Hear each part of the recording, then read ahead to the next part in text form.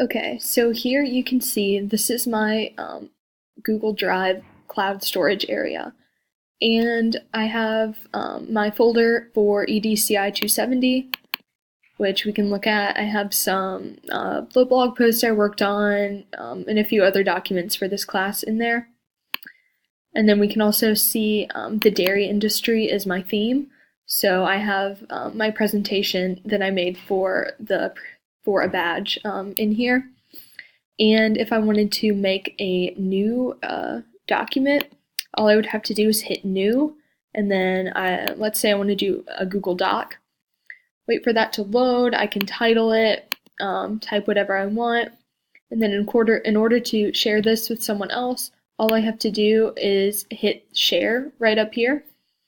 And then I can type in anyone's name or Gmail right here. So here, I'll just type in one of my friends. Wait, never mind. I have to make a name. There we go. Okay, here we go. Now I can just type in one of my friends. There she is. Right here. Okay, and then I can just send that to her. And then there we go. That doc is shared. So that's pretty much how I structured my saving things here on Google Drive. So I hope this was helpful.